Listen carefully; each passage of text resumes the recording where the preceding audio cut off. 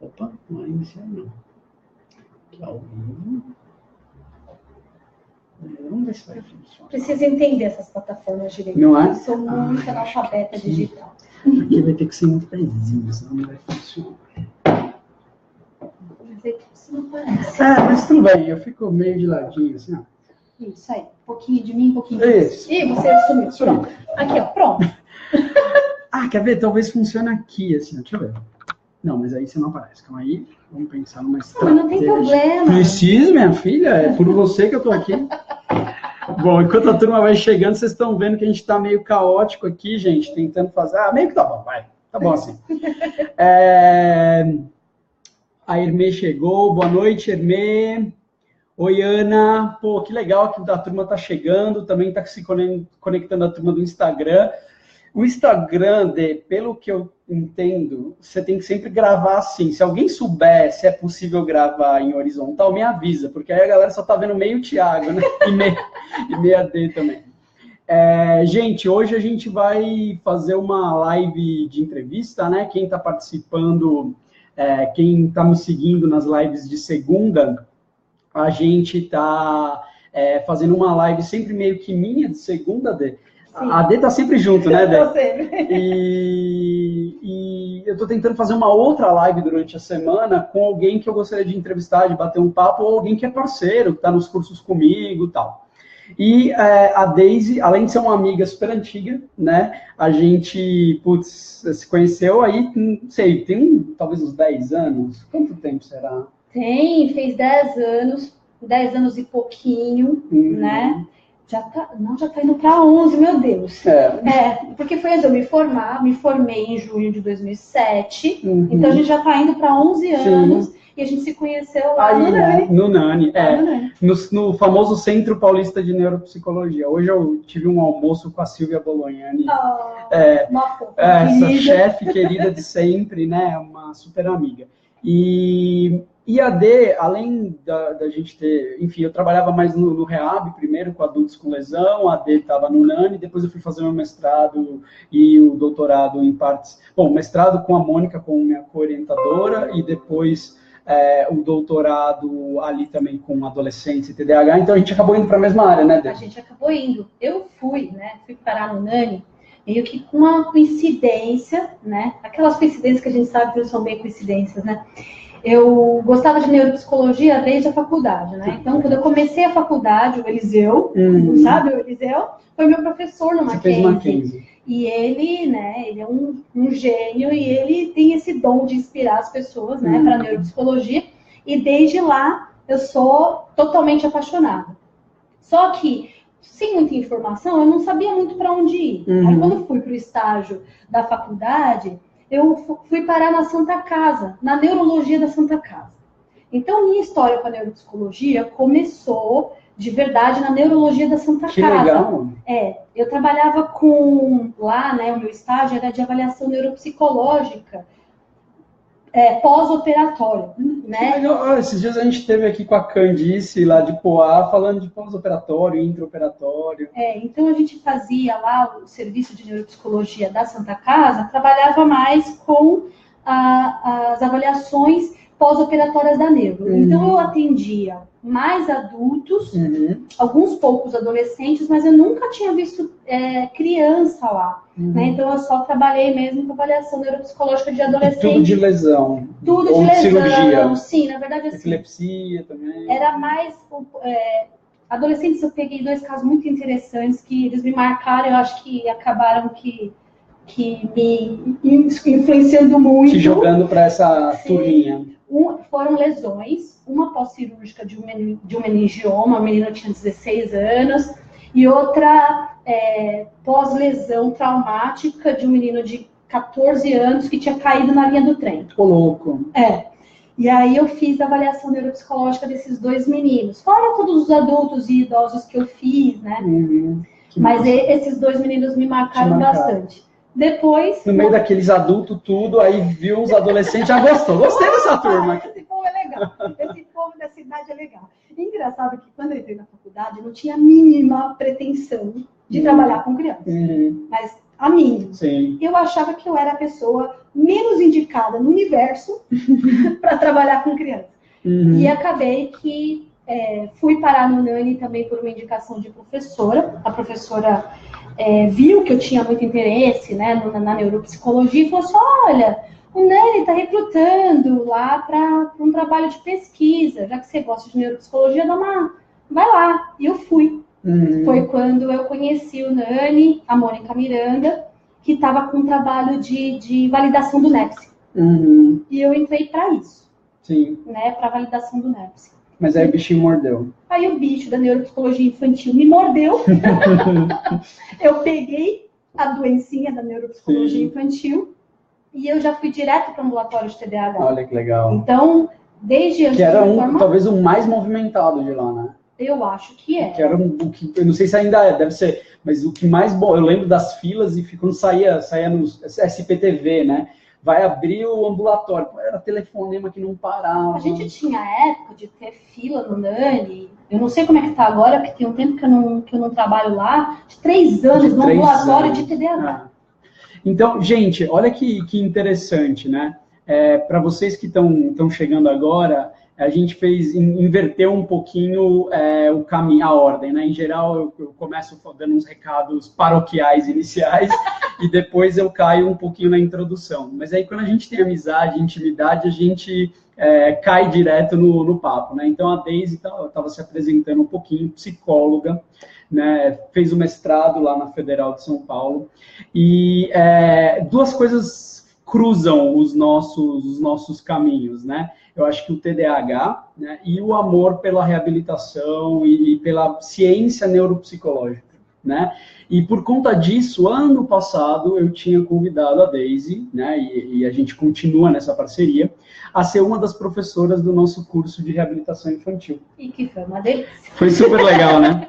Só que por que eu estou fazendo só hoje a live? As pessoas sabem que eu sempre trago os meus parceiros, os professores para estarem comigo, né, as pessoas que vão dar os cursos junto, porque foi bem na época que eu tive um acidente. Foi sim. Eu me lembro que eu cheguei no dia que eu fui gravar o vídeo de chamada do curso, você estava lá todo dodói, com um monte de dor, você só passou e deu um oi. E foi por isso que a gente não conseguiu fazer essa live. A gente não conseguiu fazer essa live. Então eu falei para a Dedê, olha, assim que abrir de novo as turmas de 2018, eu quero que você venha dar um oi, né? Então olha quanta gente está aqui passando e dando oi para a gente, não dá nem para a gente ver todo mundo. A Ana, a Natália... primeiro eu estou falando do Instagram, tá? A Carline, alunas queridíssimas, a Marta, enfim. E aqui no nosso Face, a gente já tomou até puxada de orelha, que é para a gente não conversar entre a gente, viu? A Ivone, a Rô de Minas, a Roberta, Elisângela. Elisângela, se não está saindo som, aperta aí, porque a turma está ouvindo, tá? A Juliana, a Adriana... a Crisande, que falou que não entende o tema, porque eu acho que é espanhol que ela fala, a Terezinha, a Tânia, a Cíntia, a Janete, que deu a puxada de orelha na gente, a Adriana, a Ju, de Sete Lagoas, com o David, que é o marido dela, é um super amigo, os dois são super amigos, a Carol, a Ângela, enfim, amigos e parceiros que têm interesse no TDAH, né?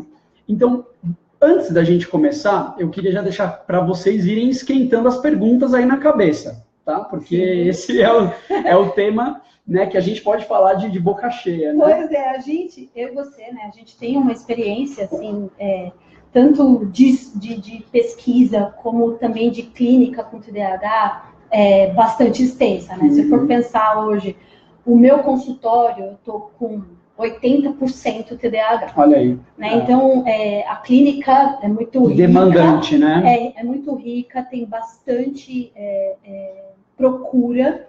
E também a gente tem trabalhado aí com as pesquisas e também com o desenvolvimento de materiais. Sim. Enfim. E aí é a grande novidade, porque eu tinha falado lá atrás, eu lembro no dia que a gente conversou, que você falou, eu topo ser professora. E acho que um pouco depois eu falei, gente, vai vir uma novidade legal aí para quem é reabilitador. E agora veio. Nasceu. Depois de muitos anos de gestação. Foi o tema do teu mestrado. Na verdade, foi o meu mestrado, né? Eu trabalhei com o Pay Attention no meu mestrado. Então, o trabalho todo foi trazer o Pay Attention para o Brasil, porque ele é um instrumento todo em inglês, né? Ele foi desenvolvido todo em inglês. E tinha muitos estudos mostrando resultados muito interessantes do Pay Attention internacionalmente. Só que, como a gente sabe que aqui no Brasil a gente tem uma escassez gigantesca, né, de instrumentos, de materiais para trabalhar na EAB, então surgiu a ideia da Mônica Miranda de trazer o Pay Attention para cá. Então, ela me ofereceu essa pesquisa para o meu mestrado. Né, desculpa aí, eu só preciso pegar o link para poder divulgar. Tá bom. E aí eu comecei, né, a tradução e a adaptação do Pay, e só a tradução e adaptação já seriam suficientes para o mestrado, né? Só que aí a gente estava no meio de uma pesquisa bem grande lá na Unifesp com intervenções para o TDAH. E eu acabei que a gente engatou um teste clínico do TDAH junto. Olha que legal. Então, a gente fez tradução, adaptação e teste clínico do Pay Attention na minha pesquisa de mestrado. E os resultados com as crianças foram bem interessantes. Embora a gente não possa falar de eficácia com uma amostra de 15 crianças, mas os resultados com essas 15 crianças, feitas 10 aqui por mim em São Paulo e mais 5 em Salvador, os resultados foram bem interessantes, assim, eu sou super satisfeita com isso, porque a análise pré e pós programa de treinamento, que a gente aplicou o programa, né? Então, assim, 20 sessões para cada criança da aplicação do Pay Attention, né? De acordo com as necessidades daquela criança. E os resultados foram bem interessantes porque houve uma diferença bem importante nas medidas de atenção, né, no pré e pós intervenção. Então, assim, é um instrumento que mostrou viabilidade de aplicação e também, assim, uma tendência bem grande de eficácia para a melhora dos processos de atenção das crianças. E, assim, depois disso, a gente começou a tentar o contato com a editora, né? Vamos tentar, né, fazer esse material circular para os clínicos, enfim. Tivemos uma super dificuldade com isso. Tentamos primeiro através da Vetor, que não conseguiu os direitos com a editora principal. E aí depois a Rockrif fez o interesse e conseguiu. Então, assim, depois, o mestrado eu terminei em 2011. Então, olha o Brasil como é rápido. Olha só. 2011, a pesquisa estava pronta, né? Eu defendi a tese em 2011 e só agora, né? Mas lindamente feito, o Pay Attention está disponível aí para quem quiser usar na clínica com as crianças que têm algum déficit atencional. E é importante dizer que não é só TDAH, Sim. né? É uma ferramenta para treino de atenção. Para os processos atencionais em qualquer quadro, né? Uma coisa que eu gosto, você acompanha minhas lives, você me conhece, eu sou um cara bem crítico de ferramentas, né? De qualquer ferramenta que seja. Então, agora, as últimas que as pessoas estão me falando muito é do neurofeedback e tal, essa coisa, e eu sou um cara bem crítico de ferramenta. Uma coisa que eu acho legal, Cogmed, eu acho legal do Pay Attention, é que tem uma base teórica, né? Então, sempre que eu dava aula de atenção, eu falava, olha, no meu mestrado, eu lembro que a gente tinha que definir autores, né? A Mônica sempre falava pra gente, mas atenção a partir de quem? E aí você tem o Posner, o modelo lá mais de cérebro executivo, de atenção executiva, você tem Parasuraman, que era um modelo teórico que a Mônica gostava muito, mas aí você tem o modelo mais clínico da Solberg e da Mathieu, né? E a gente tem aí uma neuropsicóloga, uma fono, que são pessoas super interessantes, e elas estão na base desse trabalho. Na verdade, assim, o modelo da atenção teórica que sustenta o Pay Attention é esse modelo da Solberg e da Mathieu, né? O modelo da atenção clínica, o modelo clínico atencional. E a ideia desse modelo é a verificação dos processos atencionais na execução de tarefa de vida diária, né? E, inclusive, a intervenção que tem como base as a execução de tarefa diária, e não aquela coisa da atenção como um modelo teórico flutuante. Isso, na verdade, a ideia é como que este processo, a atenção sustentada, acontece no dia a dia. Como que a atenção seletiva acontece no dia a dia, alternada, dividida, Sim. né? E as tarefas do PEI têm uma via totalmente baseada nesse modelo, que é um modelo clínico, mas que é de execução de tarefa de vida diária. Então, assim, é uma coisa muito ecológica, eu gosto muito disso, né? A aplicação do PEI, o material é super simples, sabe? Não tem ainda a entrada dos eletrônicos no PEI, né? Porque não tem. No original tinha. Não, na verdade não tem. Não? Então, não tem ainda. Não tem. Na verdade, assim, são baralhos. Sim, tipo um jogo de tabuleiro. Isso, é mais parecido com um jogo de tabuleiro. O material é mais físico. E aí foi até, desculpa te cortar, foi até engraçado porque eu tenho uma amiga que comprou. E ela veio e falou assim, poxa, me frustrei com o material. Eu achava que era mais... Falei, mas você já tinha visto antes? Aí ela falou, não. Eu falei, mas sempre foi assim. Não é que o Brasil embarangou o produto, sabe? Uma coisa assim. Não, o produto é assim, né? Eu lembro quando você mostrava e tudo mais, eu lembro da época que você estava coletando, o produto sempre foi esse. Pois é, porque na verdade os estímulos, como são estímulos que não têm viés cultural ali nos baralhos das famílias, tem gente de toda etnia, de toda idade, os estímulos das casas são coisas que a gente também tem nas casas brasileiras. Então, não foi necessário fazer nenhuma adaptação nesse sentido. Então, o material visual... Tem que ser neutro, né? Tem que ser uma imagem que não sucinte, não pode ter, tipo, uma zabumba e um triângulo. Não precisa ser brasileiro. Sim. Até porque... como a gente pretende usar o PEI, né? Essa é a ideia. Inclusive, para continuar pesquisas, para fazer replicação de pesquisa, se a gente mexe tudo no material, modifica todo o material, a gente acaba modificando o instrumento. Claro. Né? Então, a ideia era manter o máximo possível do instrumento original e para poder servir também como instrumento de pesquisa. Sim, sim. Né? A Nani está perguntando aqui...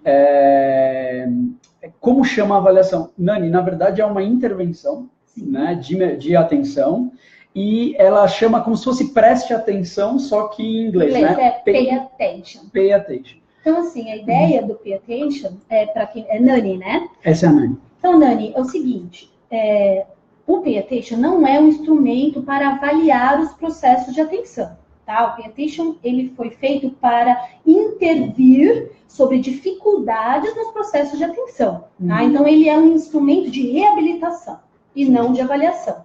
Tá? Então, esse instrumento a gente traduziu e adaptou para ser usado na clínica em reab e não em avaliação. Quando eu falei dos resultados, os resultados da minha pesquisa são: apliquei o pay attention nessa criança que tinha este perfil atencional. Então, tinha déficit de atenção sustentada, seletiva, cometia muitos erros por ação, por omissão.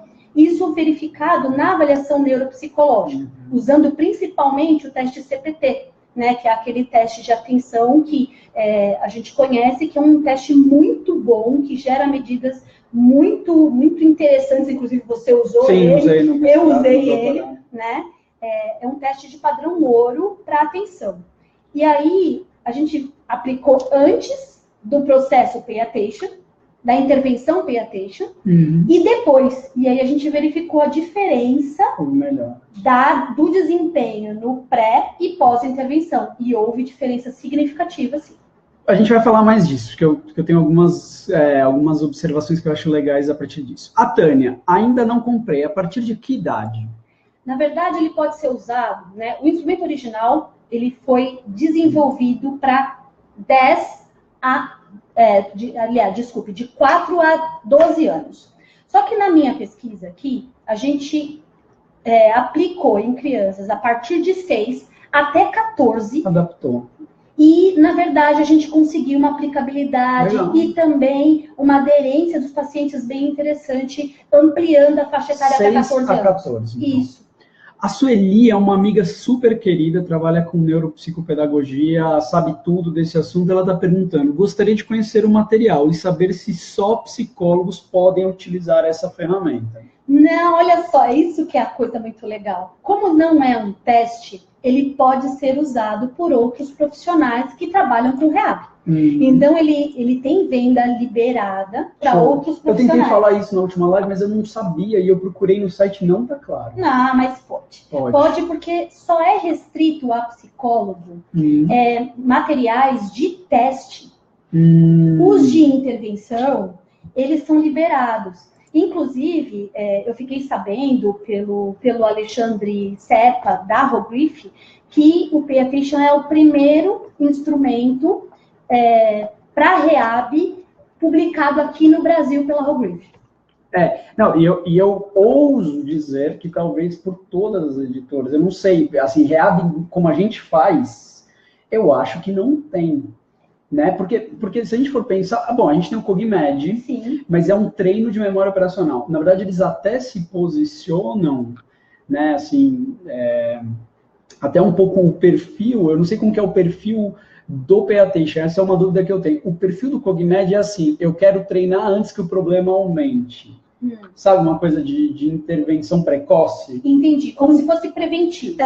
Porque eu acho que um pouco do business do Cogmed era entrar nas escolas. Pelo que eu via na Inglaterra, aqui eu não vi isso. Aqui eu vi muito clínico. Usado como Rehab mesmo. Como Rehab mesmo, porque eu acho que o Brasil tem um outro perfil, né? Sim. A psicologia clínica é muito forte no Brasil, na Argentina e em outros países.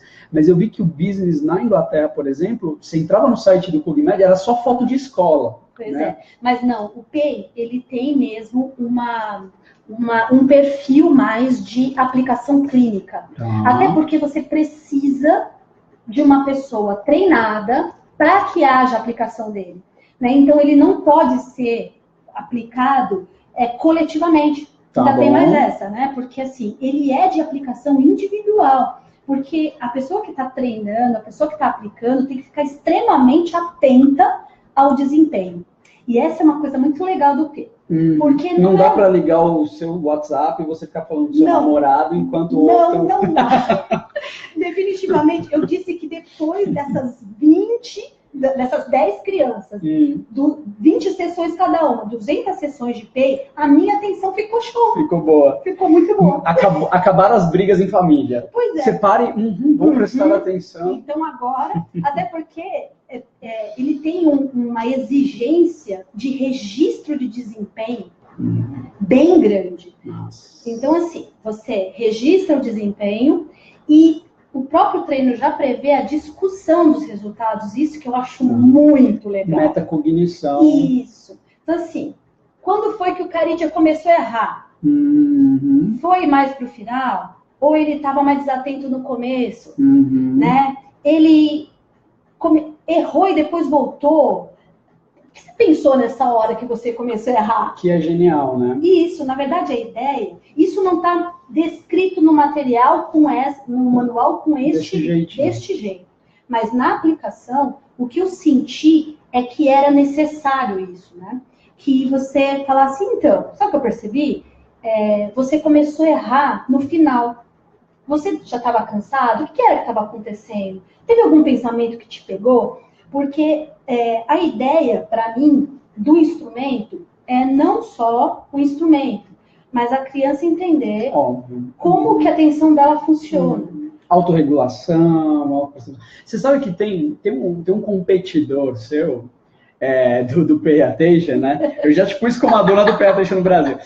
Mas tem um competidor do Pay Attention lá fora que é o tal do ATP, né? É o Attention Training, APT, Attention Process Training, alguma coisa assim. Não é um competidor. Na verdade, o APT é o mesmo processo para adultos. O Pay Attention é o filhotinho do APT. É um filhote. Isso é legal. Porque o que eu ia falar é que o APT, e eu estudei bastante, o APT, isso eu não sabia. O APT tem o 1, o 2 e o 3. E eu vi que do 1 para o 2, teve muita crítica do 1, porque ele era muito mecânico. Né? Ele era no papel, mas ele era muito mecânico. Tipo, eram umas coisas assim, vou pôr um ruído de fundo, aquelas coisas que eu lembro que você fez também. Até o Roger entrou por conta de umas coisas assim, né? Exatamente. É uma longa história, eu não vou entrar aqui. Mas, então, eram umas coisas assim, põe um ruído de fundo e aí põe a atividade principal, tal. Foi indo. Só que a galera, eu li vários artigos que eles falavam assim, a transferência é pequena. E aí, para o APT2 e para o APT3, eles já criaram um métodozinho de transferência, que é isso um pouco do que você está falando, né? Que é, então, aonde foi que você errou, por que você errou, como que você poderia melhorar, que é o grande papel do clínico, né? Pois é, mas de verdade, isso não é previsto no manual, sabe? Ou seja, o treino não vem com isso. Não vem com isso. Né? Não vem então você comece a dar os cursos ensinando a gente a fazer isso. Pois na verdade já tem alguns cursos, né? Tem um começando amanhã aqui em São Paulo. Ó, quem estiver em São Paulo, porque muitas pessoas estão falando assim, ó, quer ver? Estava na dúvida entre comprar e não a Monari. E agora com a live estou mais confiante. Quem que foi aqui em cima? A Cássia falou. A Cássia foi nossa aluna no curso de Reab Infantil. Gostei muito do Payattention e da aula que você deu no curso de Reab Infantil. Ela está dando parabéns para a gente. Obrigada. Esse curso nosso foi do ano passado, foi o curso de maior sucesso, tirando o de TCC, que é um que eu estou dando há 8 anos, mas esse de Reab foi um sucesso muito legal. As pessoas se interessaram super pelo curso, né? A Márcia, onde encontra o treinamento e material, né? Então, as pessoas, elas têm muito interesse. Quem estiver aqui em São Paulo, pelo que eu entendi, é na Valor. Na Valor do Conhecimento. Tá. Vocês entram lá no site da Valor do Conhecimento, eles estão vendendo o kit sozinho ou o kit com curso, tá? Tá bem em cima da hora, mas eu acho que quem talvez tenha umas poucas vagas, né? Pelo que você estava falando, não eram muitas. Não eram muitas, né? O curso já tem um público interessante pelo Sim. que a Jéssica Militão me avisou, né? Então, assim, amanhã começa um curso pelo Valor do Conhecimento, amanhã à noite e sábado o dia todo. Nesses cursos, o que eu estou planejando fazer? Não é apresentação do Payattention única e exclusivamente, tá? Até porque... né, o material, ele está ali, bem documentado, tem um manual que faz o papel dele, mas eu acho que inserir o Payattention dentro de um processo de Reab, e que papel que ele teria, e por que eu colocaria ele, como que eu linko isso com os dados que vieram da avaliação neuropsicológica. Sim. Eu acho que o que você está querendo dizer, tem até uma pergunta da Thalita Teixeira. Eu acho que, assim, talvez a gente ficou um pouquinho aqui no Brasil com a impressão do modelo do Cogmed, que precisa criar um replicar, eu não sei o nome agora que eles tinham, mas é tipo um moderador de Cogmed. Então, até a Thalita falou, quando você fala de pessoa treinada, você vai dar um treinamento específico, então eu acho que é um pouco essa ideia. Então eu vou ter que ter a assinatura da Daisy, o carimbo da Daisy para poder usar? Não é esse o caso. Na verdade, como eu falei, eu peguei o manual do Payattention e eu li, reli, vi os artigos. Fora tudo que você sabe da clínica. Li, reli e eu sei aplicar o Payattention, entendeu? Só um pouco. A aplicação do Payattention não é uma coisa muito difícil, não é. Só que a inserção de um instrumento de treinamento de habilidades específicas dentro de um processo todo de Reab... tem que ser bem desenhado. Não é uma coisa assim tão simples. A criança tem TDAH, então eu vou pôr o Payattention. Opa, não é bem assim, né? Tem que saber quando, como mensurar. Como Exatamente. E até assim, aquela coisa, quanto do PEI que eu preciso colocar? Você acha que para essa criança eu posso fazer alguma adaptação? Sabe? E é isso que eu quero mostrar nos cursos, né? Legal. Como que o instrumento Payattention pode fazer parte de um processo de Reab, de processos atencionais em qualquer passo. Sim, e aí que eu acho que eu queria entrar num assunto, né? A gente vai responder as outras perguntas, mas eu acho que é um bom link para provocar vocês, né? E para a gente ir pensando. Que é assim, sempre que surge uma ferramenta, né? Eu lembro até de um papo que eu tive uma vez com a Mônica, né? Que eu estava usando, na verdade o que eu fiz no meu mestrado foi usar o CPT, e a gente pegou um modelo de avaliação de uns autores, agora eu não lembro se era da Dinamarca e tal, E a gente fez a avaliação que esses caras fizeram. E o grande chance do negócio é que a gente estava procurando com o teste, o CPT, né? O Continuous Performance Test. Aqui no Brasil a gente tem uma versão parecida do Paulo Matos, que é o TAVS, né? Sim, sim. A ideia com o CPT era assim, dá para a gente passar por cima do grande problema da avaliação neuropsi, que é sensibilidade e especificidade, né? A avaliação neuropsi te diz, o cara é TDAH, mas não diz que tipo, onde está o problema, isso você tem que ver na história de vida e tudo mais. Então, foi isso que a gente fez. Bom, um dia eu precisava colocar no jornal que eu precisava de voluntários. E aí a história foi que alguém colocou no jornal assim, pesquisador cria método revolucionário para avaliar TDAH. No meu doutorado, a mesma coisa. Eu estava investigando o uso de videogame para reabilitação de controle inibitório. Porra, saí em todo lugar, tipo, cura do TDAH através do videogame. E eu tô aqui milionário. Minha casa, ela tá aqui, é na minha mansão, em Alphaville. Mas, e aí que tá o negócio, né? Então, eu acho que é legal esse seu comentário. O PAtation, ele é uma ferramenta que pode ou não servir no processo de intervenção, dependendo do paciente. Imagina um hiperativo, um encapetadinho, assim, ele não vai parar. Ele para, olha, acha legal, bagunça tudo, né, e vai pela clínica. A gente estava falando hoje mesmo com umas meninas da USP, de um caso que o menino, a sessão tem que ser quebrada em 8 bloquinhos de 4 minutos, 5 minutos, para ele dar conta. Então tem que ter atividade a cada 4, 5 minutos. Então, num caso como esse, putz, o que dá para esperar? Né? Primeiro você tem que abaixar a hiperatividade, a impulsividade motora, para depois você falar, bom, agora eu vou para o foco, né? Para sustentação e tal. Então, eu acho que essa visão do reabilitador, que é uma das coisas que você passou no curso, né? No nosso curso, a sua aula, acho que tem 5, 6 horas mais ou menos, onde a gente fala de reabilitação do TDAH como um todo, né? Sim, sim. Você fala do PAtation, tem uma parte bem legal do PAtation explicando como ele funciona, mas ali você vai para a cabeça na REHAB, né? A REHAB é muito mais do que treino de habilidade específica, né? Pois é. O treino de habilidade específica, né? E essa é uma coisa com a qual eu sou bem chatinha mesmo, bem chatinha. O treino de habilidade específica, ele é uma possível ferramenta. Então, o PubMed para memória operacional, o PIAFEX. Sim, você fala, inclusive, na aula. O PIAFEX para funções executivas, o PAtation para atenção, testes que a gente pode usar como ferramenta de treino, que é o caso do IMHSC, DELPRET, que é bem interessante, que pode servir como instrumento de treino, mas eles são pedacinhos, né? Eu lembro que a Mônica, ela sempre falava assim, REHAB é uma caixa grande. E aí tem várias caixinhas pequenas dentro da caixa grande. Sim. E nem tudo que está dentro da caixinha, da caixona, você usa com todos os pacientes. E essa imagem ficou muito clara para mim.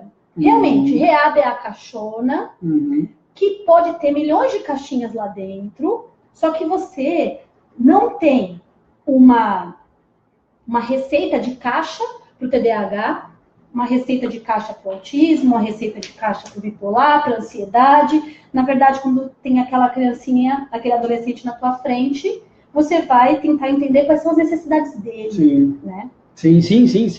Gente, e aí aqui, eu vou fazer, hoje eu não mendiguei, porque eu sempre mendigo like e compartilhamento. Por favor.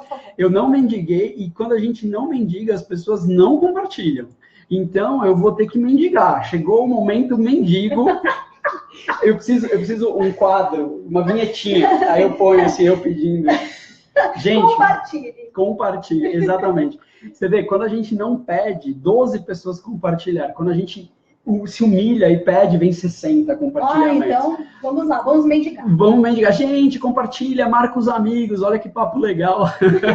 A gente está aqui se divertindo. Bom, várias pessoas estão falando de curso e tal, e para eu não ficar sendo aquele cara que só vende o dele, né? Não, olha, gente, o único curso de PAtation é o nosso, né? Não, então assim, ó, para vocês entenderem. Primeira dica, vocês querem saber de curso de PAtation pelo Brasil? Sigam a Daisy, eu até coloquei ali em cima, né? Se vocês querem saber tudo sobre o que ela está fazendo, Caravana PAtation, Caravana PAtation. clica ali, Deise Fernandes, e siga ela, tá lá em cima no título, tá? E quem tá no Instagram, sofram. Você tem Instagram? Eu tenho, mas você sabe que eu não uso. Você vê que a gente não é dos famosos, né? Gente, então, gente, quem for do Instagram, venha para o Facebook e siga Deise Fernandes, tá? De qualquer jeito, a live tá aí, vocês vão poder clicar e achar o nome dela. Quem quer fazer o curso amanhã em São Paulo, correndo, valor do conhecimento. Vai atrás, liga, eu não sei, descubra como chegar lá.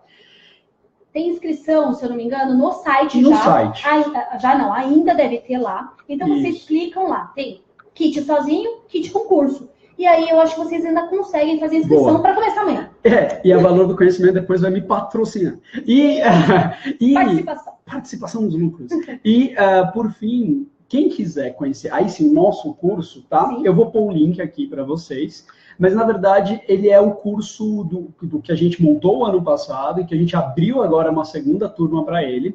Ele é o curso com a Deise, com a professora Bruna Trevisan falando de reab de dislexia. Sim. E com o professor, nosso doutorzinho, o Thiago Guzmão, falando de reab de lesão encefálica adquirida na infância, tá? E eu tenho uma aula lá também que eu falo sobre a história da reabilitação. Estou pondo o link aqui para vocês poderem descobrir, ler e ver se é interessante para vocês. Qualquer coisa, como sempre funciona em todas as lives, vocês estão interessados num curso, estão interessados em saber mais, fala, eu estou interessado, depois eu vou lá e bato um papo com vocês, ótimo. Ou vocês me adicionam, mandam mensagem e a gente vai conversar. E a gente vai dar uma ampliadinha, né? Porque vai ter Pay Attention mais estendido.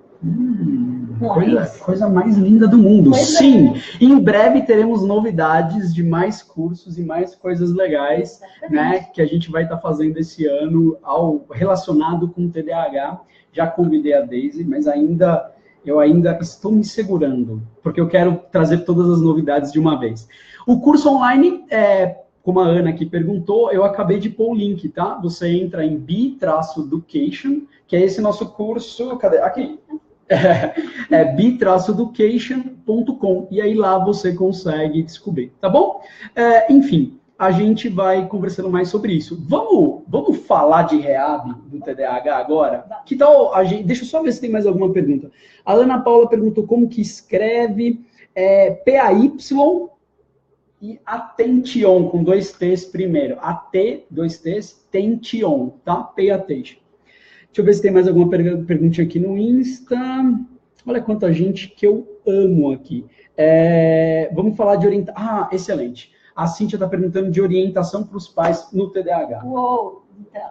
Começamos com uma pergunta das boas. Das melhores. Assim, eu trabalho com TDAH, você trabalha com TDAH, e a gente sabe que a parte menino, criança, no consultório, é uma parte da reab do TDAH. E uma outra parte extremamente importante é a parte de orientação a pais. Uhum. Também a parte de orientação à escola e também a conversinha entre os profissionais, todos que trabalham com essa criança. Médico, fono, tutor, TO, todo mundo que tiver com essa criança, para que a gente possa integrar o tratamento e não ficar cada um com o seu pedacinho. Cada um com a sua partinha da caixinha, segurando a sua partinha da caixinha, e às vezes, sem querer, a gente acaba invadindo a caixinha do outro. Exato. Porque se a gente não conversa direitinho, se a gente não distribui os papéis, às vezes a fono tá vendo que tá faltando alguma coisa, sei lá, esse menino tá muito desatento, vou botar o PT. Aí a Deise tá com o PT. Então a gente precisa conversar para poder dividir os papéis. Agora, voltando para os pais. Na verdade, o trabalho com os pais é uma parte bem grande, pelo menos no meu estilo de intervenção no TDAH, é uma parte bem grande da reab, né? Então, a gente parte desde psicoeducação para os pais, né? O que é o TDAH, como que isso atrapalha na vida da criança, como que você pode buscar mais informações a esse respeito, indicação de literatura, sites, enfim. Quebrando aqueles mitos iniciais, né? Isso, assim, aquelas expectativas, às vezes, totalmente irreais. Ou eu vou te entregar o meu menino e você vai abduzir ele para Marte e vai me entregar outro. Ou o inverso, às vezes, eu vim aqui porque o médico pediu, mas eu não acredito que isso aí vai dar certo, não. Então, a gente muitas vezes trabalha com psicoeducação, muitas vezes não, todas as vezes a gente trabalha com psicoeducação, com ajuste de expectativa. Essas são os primeiros passos. Limpar o terreno, arar, né? Então, psicoeducação, ajuste de expectativas e depois um treinamento de manejo comportamental. Além do manejo comportamental, eu procuro oferecer apoio do ponto de vista relacional. Então, assim, não vou tornar o pai e a mãe meus pacientes, mas a relação desses pais com essa criança, dessa família com essa criança, se torna o alvo da intervenção. Então, muitas vezes a gente tem que trabalhar com pensamentos, crenças disfuncionais desses pais a respeito desse filho, para que a gente consiga, primeiro, aderência, porque isso é muito importante, né? Porque até que a reabilitação comece a fazer um efeito, tem um caminho, e esse caminho às vezes é árduo, né? Difícil. Uma das coisas que você até fala no curso, né? Sobre a TCC na reabilitação do TDAH. Né? Que é uma das coisas que eu adoro, essa coisa da integração, né? Não, na verdade, assim, eu sou, né, terapeuta cognitivo-comportamental, além de neuropsicóloga, e a TCC, ela é minha abordagem psicoterapêutica de escolha, né? Então, essa parte toda com os pais, ela envolve muito da TCC.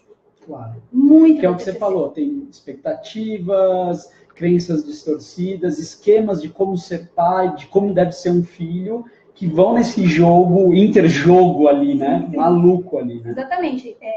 Essa coisa de não ter um filho como eu esperava, como eu planejei, como era a minha idealização, isso é muito chocante muitas vezes, por isso que a gente encontra às vezes resistência ao diagnóstico, a gente encontra resistência à medicação, a tratamento e tudo mais. E aí o trabalho com os pais vai desde dessas informações básicas sobre o transtorno até a relação, né, a relação emocional com esse filho. Eu lembro, eu nunca vou esquecer um caso quando eu estava trabalhando um pouco em BH, e aí um dos primeiros pacientes que eu vi ali em BH, quando eu fui fazer o sanduíche com o Leandro, era um paciente que a mãe falou assim: Thiago, você nunca vai entender o que eu vou falar. É um caso que eu sempre conto. Porque, assim, ter um filho é tipo um forninho. E aí você põe uma massinha esperando que saia um bolo muito gostoso. E sai um bolo todo estragado, furado, que não cresceu. Esse é meu filho. Né? Então você fala assim, como que você pode pensar em reab e dar atenção apenas? Ou controle inibitório? Por isso que, às vezes, o jogo falha. Né, a intervenção atencional falha, o Cogmed vai falhar, o PFX pode falhar, todos, porque são ferramentas. E aí, quando eu fico batendo nessa tecla, não é porque eu não gosto da ferramenta, né? É porque eu tenho muita raiva. Hoje eu estava falando com umas alunas, acho que a Raquel, inclusive, estava aqui. Eu tenho muita raiva pelo fetiche da ferramenta, né? É óbvio que todos nós usamos ferramentas. Tipo, você vai na minha clínica, eu tenho ferramenta. Você vou na sua clínica, a gente vai na nossa casa, livros são ferramentas e tudo mais. Mas tem um fetiche, né? Do tipo, olha, eu tenho a melhor ferramenta. Cara, desculpa, a melhor ferramenta é a observação clínica, é a análise funcional, é o método científico, né? Que é isso que você está falando. Na verdade, a ferramenta, eu acho que tem também uma questão da pretensa facilidade que ela traz. É como se eu tenho isso daqui, então isso daqui, se eu aprender a aplicar isso aqui, então eu vou ter sucesso naquilo ali. Né? E muitas vezes eu estou com a ferramenta errada. Né? Eu estou com a ferramenta errada para a necessidade daquele paciente. Eu não olhei a hipótese, né? Exatamente. Eu fiz a avaliação do problema. Pois é, então esse menino, sei lá, esse menino não para quieto para fazer lição. Então ele tem déficit de atenção sustentado. Então, né, na minha cabeça... É só usar tal treino. Pois é, mas aí, na verdade, às vezes ele não para quieto para fazer lição, porque enquanto ele está aqui fazendo lição, o irmão está brincando de videogame ali do lado. Sim, exatamente. Faz muito sentido isso, né? Você estava falando, eu estava lembrando dos filmes da Marvel, né? Você tem o Hulk, que é a melhor ferramenta do universo. Mas, o Hulk não dá conta de resolver muitos problemas, não. Ele precisa de alguém que... Bom, Mas é o Hulk? Não, agora é o Homem de Ferro. Não, agora é o Homem-Aranha vai lá e rouba o escudo do Capitão América, que é o escudo inquebrantável. Então, é a ferramenta certa para a atividade certa. Né? Porque senão é isso, você acha que você montou na tua clínica o melhor estúdio de reabilitação, e aí chega um paciente que ele está acamado, ele não sai da casa. Aí você fala, opa, esse tipo de gente eu não trabalho. Né? Ou então o paciente chega lá e quebra a tua clínica e você fala, esse tipo de gentinho eu não trabalho. É uma coisa maluca. Quem vai quebrar minhas coisas não entra aqui. Exatamente. Então não é por aí, né? Então eu acho que uma coisa que eu fiquei pensando sobre, que eu falo bastante quando eu com os pais de intervenção parental, é externalizar o cérebro, né? Você falou uma parte que eu achei muito legal do psicoeducativo e da TCC, e indo um pouquinho para a função executiva, essa molecada às vezes não consegue usar as funções executivas sublingual, assim, como é que chama? O Piaget falava umas coisas, né? Não verbalizadas, assim, né?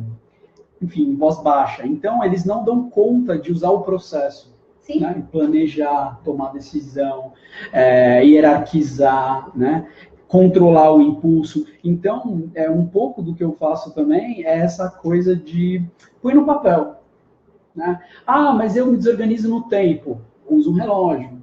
Né? Ah, mas eu não sei como tomar decisão. Vamos ponderar prós e contras. Eu não sei priorizar. Põe no papel que é mais importante. Né?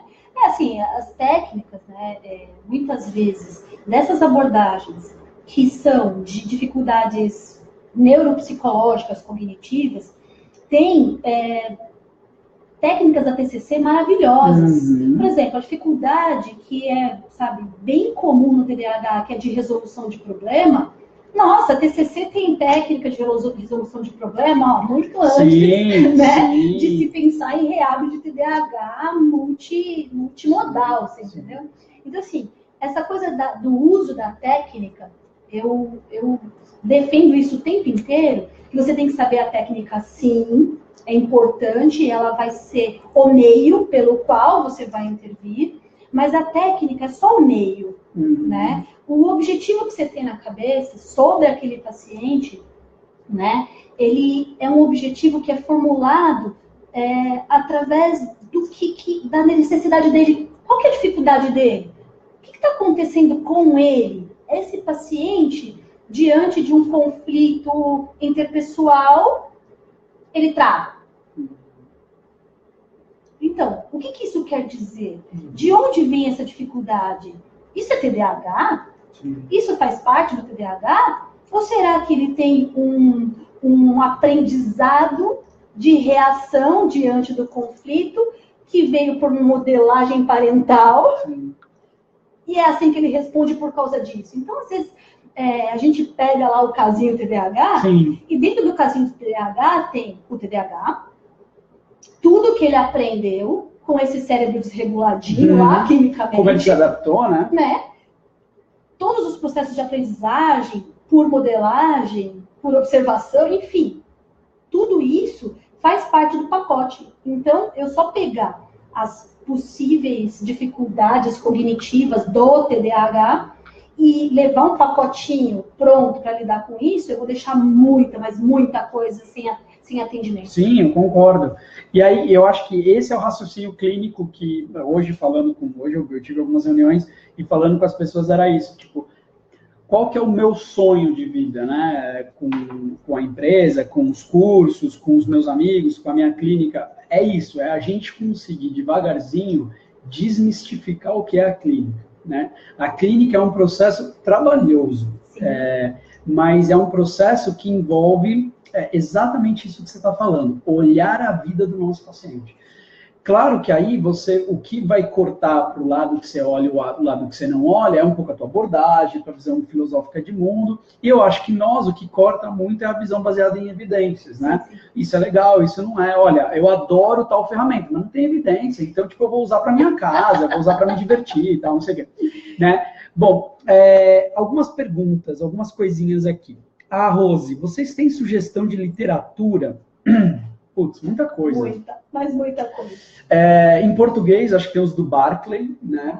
Barclay tem muita coisa legal. Eu gosto de um, só que ele é em inglês, inclusive está aqui na minha mão, que é um que eu sempre estou com ele por perto, que é A Natureza do Autocontrole. Esse é um clássico do Barclay, é quando ele estabelece a teoria dele de que o que está por cima de todos os problemas é o controle inibitório. Só que aí ele vai definir o que é controle inibitório para ele, né? Que é autocontrole, autoconceito, é auto tudo. É as metacognições e autopercepções e tal. O Mundo da Lua, do Paulo Matos. O Mundo da Lua. Legal para passar para os pais. Eu acho que ele é bem psicoeducativo, sabe assim? Para quem nunca teve contato com TDAH, começar pelo Paulo Matos, no Mundo da Lua, é ótimo. Os clínicos começam por aí e depois vão começar a entrar em coisas muito mais substanciais. Mas eu acho que para pais e crianças, o No Mundo da Lua é ótimo, até porque ele tem uma abordagem de TDAH escrita, né? Então, assim, pergunta, resposta, pergunta, resposta. Não tem aquela coisa de textão, né? Pergunta, resposta, pergunta. Eu não consigo começar e terminar as coisas. Sim, exatamente. Né? O que eu faço com isso? Né? Então, tem uma coisa bem interessante do Mundo da Lua, que é psicoeducativo bem interessante. Né? Tem umas coisas da doutora Sônia Palma, né? Tem um livretinho assim da doutora Sônia Palma que explica bastante né, o psicoeducativo né, do TDAH. Mas, para a gente, né, é aquela coisa que em português a gente tem, de novo, escassez. Em Rehab, eu acho que a gente tem, assim, capítulos. Capítulos em livros, tá? Então, procure livros de reabilitação. Possivelmente o livro... Eu não tenho certeza, tá? Da Eliane Mioto, eu não sei, porque ela trabalha muito com lesão cerebral, mas dê uma olhada no livro. Tem um capítulo meu na Mioto. Pronto. Tem um capítulo dela na Eliane Mioto. Os capítulos da Andrisqueta deve ter também, não sei se tem coisa... Não tem. Não. Também é muito mais antigo, né? Não somos tão antigos.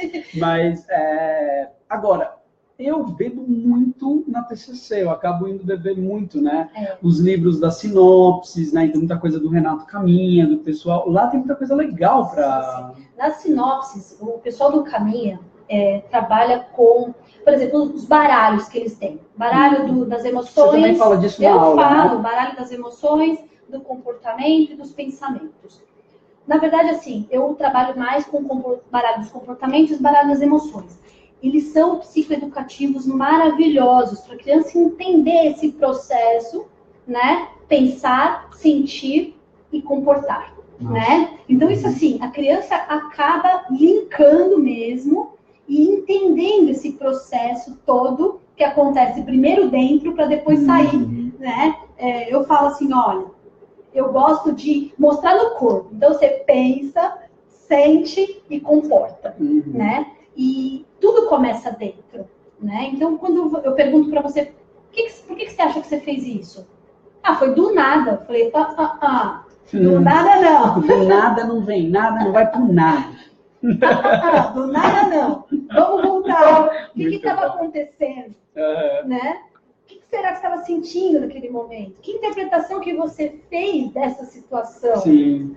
Foi isso que iniciou o teu comportamento. O que saiu é só pontinha, porque o grandão mesmo está lá dentro. Gente, olha, vamos lá, para a gente terminar, se tiverem perguntas, vão se organizando. Ainda temos uns 5 minutos, eu tenho uma pergunta muito importante. Mas antes dessa pergunta, eu acho que essa sua aula, eu estava lembrando de todas as aulas que eu já dei sobre TDAH, e tem a nossa surpresa que ainda não posso contar, mas que é uma surpresa massa para esse ano. Mas eu estava lembrando de todas as aulas que eu já dei sobre reabilitação, TCC do TDAH, no curso de TCC, integração TCC Neuropsi que eu dou, tem uma aula só de TDAH também. Só que aí eu estou muito focado na TCC e um pouquinho de Rehab, né?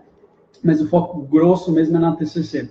E eu estava vendo a tua aula, como tem coisas ricas ali, né? Então, quando você fala de treino parental, quando você fala do treino emocional, né? Quando você fala dessa conexão com a cognição, com as escolas. Então, é um mundo, por isso que nossa surpresa vai vir, vai ser legal, mas é um mundo tão grande o TDAH, porque ali dentro, a única coisa que a gente sabe se for TDAH mesmo, vai ter uma desregulação importante, possivelmente em atenção, possivelmente em função executiva e possivelmente nesse bolo sempre vai vir algo emocional, familiar. Até uma das colegas aqui falou, e não esqueçam que os pais podem ter TDAH.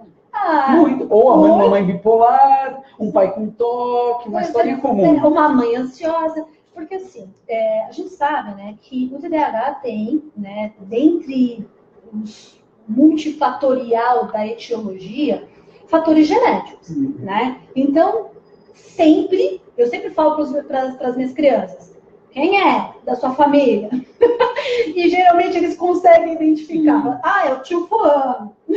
Papai, mamãe. É papai, é mamãe. Vovó que não para quieto. Até porque... E aí tem a questão da aprendizagem. Olha só. Tem a genética. Papai TDAH fez filhinho TDAH. Aí o papai TDAH não tratou, não viu. Foi lá se adaptando, super mal. se adaptando aos trancos e barrancos. Aí aquela casa já tem toda uma... Mini caos. É um mini caos. Tasmania, lembra? E aí o que acontece? Essa criança já tem o TDAH genético e ele tem toda a aprendizagem ambiental TDAH também. Então, assim, tem questões dele e tem questões da família e tudo vira um bolo com essa criança. O famoso bololô. O famoso bololô que a gente tem que muitas vezes falar assim, papai, é o seguinte, vai lá fazer sua avaliação neuropsicológica, vai? Sim. Né? Porque e muitos não querem. Tipo, não, eu tô bem adaptado, né? Então, às vezes tem um alcoolismo na família, tem um monte de outras situações, né? Então, eu quero começar a provocar a turma aqui da live que participa, né? Hoje a gente chegou a bater uns 65, 70, aqui no Insta a gente chegou a bater 16, agora a gente está num total aí quase 70. Eu queria começar a provocar vocês a pensarem em questões de casos que você vê, porque isso vai deixar a live cada vez mais rica, vai ser cada vez... Não é um lugar de supervisão, porque supervisão é uma treta muito complexa, né? Mas é um lugar para a gente trazer umas perguntas específicas, né? Do tipo assim, e um caso assim, porque eu acho que isso é muito rico para a gente. Porque quando a gente pensa em TDAH, é isso. Você vai ter até eles usam um termo em inglês que é tipo TDAH, TDAH-like, né? Então ele parece TDAH, mas quando você vai limpando, é um ansioso, mas que está numa família caótica. Exatamente. Um pai que é TDAH, uma mãe que é TDAH que desorganiza, um irmãozinho, tal, não sei o quê. Mas tem o TDAH mesmo, né? E aí você vai ter exatamente o que você falou. Eu fiz uma live uma vez sobre TDAH e falava disso. A variabilidade de etiologia, né? Até o Sonuga, que é o cara que eu adoro, o Sonuga Bar, que ele fala, você tem o cara que é o lento, você tem o que tem variabilidade na resposta, aí você tem o desatento clássico, você tem o impulsivo clássico, você tem o desmotivado, né? O que tem pobre vigilância, vai caindo. O memória operacional ruim. Então, cada um desses perfis, a gente está falando só de perfil cognitivo. Só. Aí você vai ter o irritadinho, é nesse caldeirão que vão surgindo esses pacientes, né? E aí, nesse caldeirão de pacientes que vão surgindo, acaba, claro, dificultando se a gente não souber esses detalhes na hora da intervenção. E aí que eu acho que eu vou para a minha pergunta, senão o tempo explode, mas eu acho que aí que eu acho que os cursos que a Daisy está dando com a caravana Peatation e o nosso curso de Rehab online, né, um curso 100% online, é um curso de quase, mais ou menos 20 horas, né? Então são 3 professores, TDAH, dislexia e lesão encefálica, tudo na infância. Eu acho que o bonito desse curso, e o que eu conversei com cada um dos professores, pessoas que eu conheço, que eu respeito, que eu admiro, que eu gosto, e é essa pegada, do tipo assim, não vamos, o termo do momento, fulanizar, não vamos simplificar a história no STF, não fulanize, né? Não vamos fulanizar, então qualquer coisa é Rehab. Não, Rehab é muito complexo. Ferramentas são, sim, muito importantes, mas mais importante é essa mente clínica, né? E aí, eu estava dando uma aula esse fim de semana, e aí eu falei assim, era a aula para a primeira aula da turma de neuropsia. E aí eu estava falando para essa turminha, técnica, é muito fácil, a gente sabe onde está. Né? Você vai na Rogref, você vai na Pearson, você vai na Vetor, você vai lá e compra. Né? Mas e método? E abordagem? Onde você compra isso? Né? Onde você compra a prática clínica? Né? Não compra. Não compra, né? Mas alguns caminhos, eu falei assim, você tem até alguns caminhos que são quase de graça, vamos dizer assim. Por exemplo, ler um artigo de caso clínico, se o artigo é de graça e tudo mais, né? De repente te dá uma luz de método, cursos, né? Aí você tem uma gama de valores, né? Você pode fazer o curso com o Beck hoje, talvez tenha um curso aí de $5.000 com o Beck, né? E aí você vai pegar uma baita prática clínica com o velho. Você pode fazer um curso de R$50 e de repente sai alguma coisa legal também, né? Enfim, você pode fazer cursos, então tem valores distintos, livros, né? Mas eu falo, o botequinho, o cafezinho com os alunos, né, com o professor, uma supervisão, tudo. O Instagram, ele só aguenta 1 hora, aí ele desaparece. A turma do Instagram tem que vir para cá agora. Então, isso é o lugar onde a gente descobre isso que você está contando para a gente aqui hoje, né? Sim. Na verdade, essa coisa do pensamento clínico, né, que às vezes a pessoa que não tem experiência, eu entendo essa necessidade da técnica. Eu concordo. Eu entendo a necessidade da técnica porque a pessoa não tem experiência não sabe ainda. Como começar, né? Exatamente. E a técnica dá um suporte. Método inicial. Aquela coisa de, olha, isso aqui foi feito para mexer com isto. Isso. Então, se isto realmente acontece no meu paciente, a técnica é muito, muito válida. Tanto assim, a gente trabalha com técnica, não chega no consultório e tira uma coisa da minha própria cabeça, chapéu. Da minha própria cabeça todo dia que eu chego lá. Mas a técnica, ela é uma via. Chega no consultório e tira um pensamento clínico, raciocínio clínico, lógica. Ele precisa ir. Eu acho que, para mim, sempre funcionou isso. Esta pessoa, não o TDAH. Uhum. Esta pessoa, não o autismo. Legal. Esta pessoa, não o bipolar. E o desenho tem que ser em volta das questões dele, né? Então, o que acontece no dia a dia dele que atrapalha a vida dele? Uhum. Né? Que comportamentos e padrões de sentimento e pensamento que ele tem que atrapalham a vida dele. E aí sim, a partir disso, eu escolho o que usar com ele. Né? Então, na minha concepção, o centro da reabilitação é o meu paciente e as necessidades exclusivas dele. Né? Muitas vezes eu consigo esses dados de uma maneira muito legal pela avaliação neuropsicológica. Eu acho que isso é bem interessante. Quando você consegue ler uma avaliação neuropsicológica, apareceu aqui déficit de memória operacional. O que isso quer dizer no dia a dia? No dia a dia dele. Então, como que esse déficit de memória operacional se concretiza na vida dele? Putz, mas quem consegue fazer isso é um grupo muito pequeno, né? E hoje eu falando com a Sil, que eu não consigo desistir dos meus alunos, sabe? Aquela coisa do tipo assim, quem vai atrás, Thiago, né? A gente estava falando e a gente falava assim, mas Ti, quem quer vai atrás, você não tem poder nenhum de mudar a percepção da pessoa, né? E eu falei, eu concordo, só que assim, se não tivesse você na minha vida, eu podia querer ir atrás e eu não ia encontrar. Possivelmente, eu ia fazer o que aconteceu comigo. Eu terminei a faculdade e eu lembro de meu pai falar, pô, que legal, parabéns, você terminou a faculdade. E no mesmo dia eu entrei no site de Harvard, peguei o currículo de psicologia e falei, eu não vi nada disso. Então, tipo, eu podia, se eu não tivesse Silvia desde o 3º ano na minha vida, e não tivesse um monte de coisa, possivelmente eu olharia aquilo e ia falar, o que eu faço da minha vida? Né?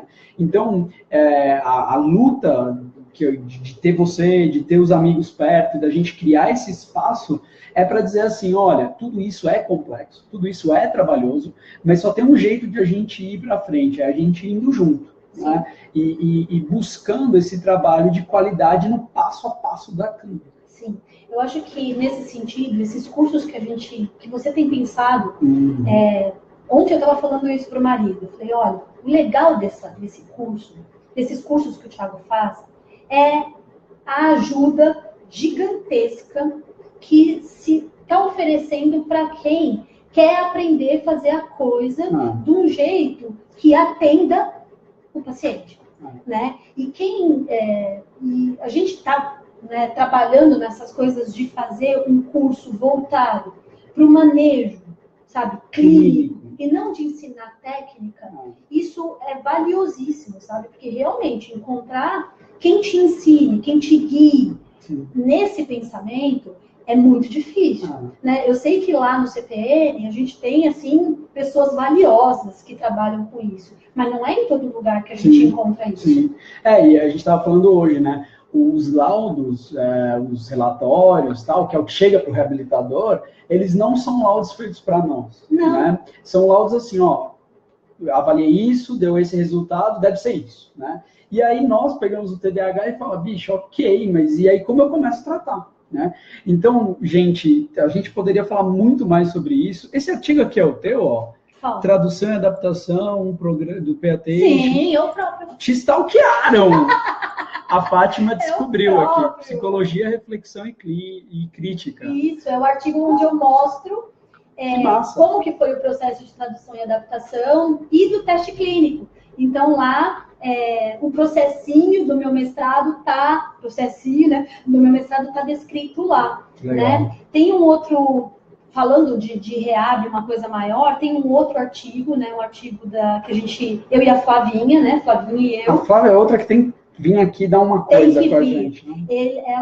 A gente trabalhou com um grupo, com terapia de TDAH em grupo, né? Que foi uma coisa lindíssima e é o meu sonho um dia poder fazer isso na clínica, né? De ter grupinhos de terapia de TDAH, porque ficou lindo. Que massa. A gente tem um artigo publicado desse trabalho. O da Frontiers. O da Frontiers. Legal, né? Baita artigo.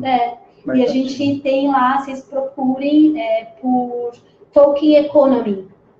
Economia difícil. Isso, porque a gente descreve o resultado dessa técnica. Que massa. Ó, a Fátima, então, eu falei brincando do stalkear, mas na verdade a Fátima ajudou a turma, porque a turma queria saber como que escrevia PAT e eu não encontrava, né? Então tá aqui, agradeço aqui a Fátima. Valeu.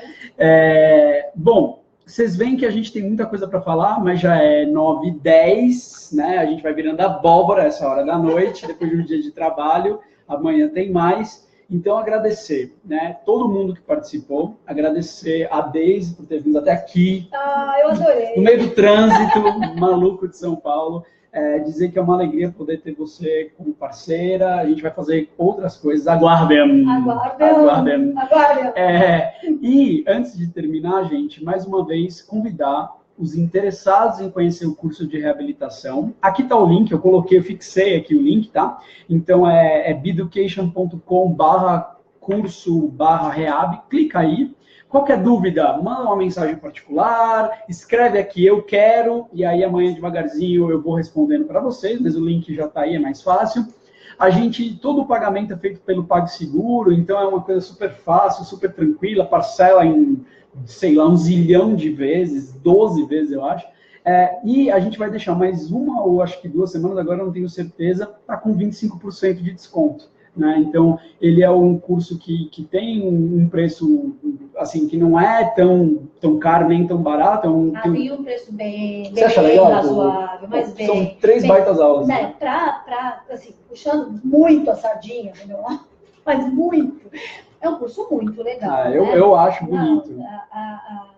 As outras aulas de dislexia e de lesão encefálica adquirida são também maravilhosas. Assim. Eu acho que essa coisa de você se instrumentalizar para trabalhar com cada dificuldade é importante, porque cada dificuldade que você encontra no consultório de reab tem suas particularidades cognitivas, comportamentais, e quanto mais você souber, né, dessas particularidades, o pensamento clínico ele vai fluindo melhor. E as pessoas ficam falando para mim assim, Thiago, como que reabilita isso, como que reabilita aquilo? Eu já falei, eu sei reabilitar algumas coisas na minha vida. Né? Eu sei o método, mas reabilitar mesmo é o manejo de prática, a gente é humano, a gente tem um limite. Sim, sim. E aí você vai pegar desde uma baita experiência de clínica, de ciência em cima do TDAH, né? Você vai pegar a Bruna, pós-doc no Mackenzie com a Alessandra Seara, então assim, uma baita experiência. Você vai pegar o Ti, que trabalhou com lesão encefálica, também uma baita experiência, e outras coisas que ele trabalha. Então assim, gente, né, tá aí quem sabe. Então, se vocês tiverem interesse, fiquem à vontade, a gente vai conversando, tá bom? Entrem, se inscrevam e participem, tá super legal. E os professores também separaram materiais, então não é só a aula, tem material também, tá bom? É isso, muito obrigado. Sigam a Deise aí, infernizem ela também, não só eu. Pode chamar lá, ela aceita todo mundo. E é isso, obrigado. Eu que agradeço, muito obrigada pela presença de todos, foi um prazer. Valeu, gente, até mais. Tchau. Ó, que legal, o pessoal quer curso online.